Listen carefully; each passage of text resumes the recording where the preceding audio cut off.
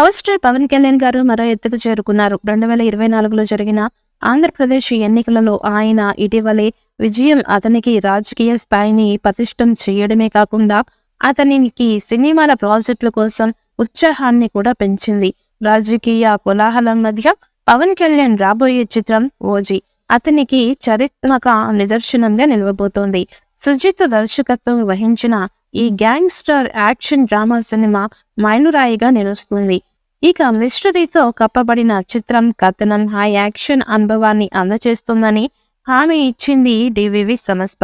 OTT దిగ్గజం Netflix OG digital streaming హక్కులను 92 కోట్ల రూపాయలకు దక్కించుకుంది. ఈ డీల్ సినిమా ఊహించని విజయాన్ని నొక్కి పట్టడమే కాకుండా సినిమా విడుదల పవర్ డైనామిక్స్ లో గణనీయమైన మార్పులని కూడా సూచిస్తోంది. ఇక మెజారిటీ ప్రొడక్షన్ పూర్తి కావడంతో పవన్ కళ్యాణ్ నటించిన మిగిలిన భాగాలు ఇప్పుడు ప్రారంభమవుతాయి అనే ఊహాగానాలతో పరిశ్రమ అబ్బురపడుతోంది. ఇక ఎన్నికల తర్వాత ఇప్పుడు వెండితెరపైన దృష్టి మళ్లింది. ఇక్కడ పవన్ కళ్యాణ్ హాజరు కోసం ఆసక్తిగా ఎదురు చూస్తున్నారు. ఓజీలో ఇమ్రాన్ హాష్మి, ప్రియాంక మోహన్, శ్రియారెడ్డి, ప్రకాష్ రాజ్, అర్జున్ దాస్ ముఖ్య పాత్రలు చేస్తున్నారు. ఓజీ సినిమా సగం షూటింగ్ కు ఫినిష్ చేసుకుంది.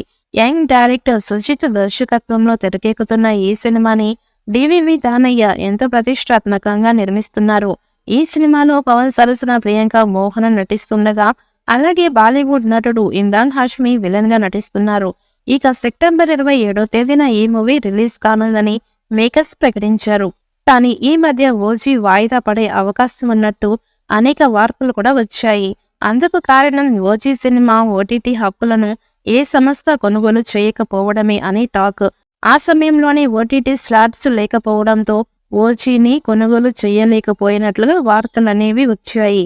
ఇక తాజాగా ఓజీ సినిమా ఓటీటీ హక్కులను నెట్ఫ్లిక్స్ దక్కించుకుందని సమాచారం. ఇక పైగా అది కూడా చిన్న చిత్ర అమౌంట్తో కాదు, ఏకంగా 92 కోట్లు అంటే దాదాపుగా ఏకంగా 100 కోట్లకు దగ్గరలో అన్నమాట. ఇక పవన్ కళ్యాణ్ కెరియర్లోనే ఇంత హైయెస్ట్ రేటు ఏ సినిమా రాలేదు. భారీ అంచనాలతో వస్తున్న ఓజీ ఎలాంటి హిట్ అవుతుందో చూడాలి.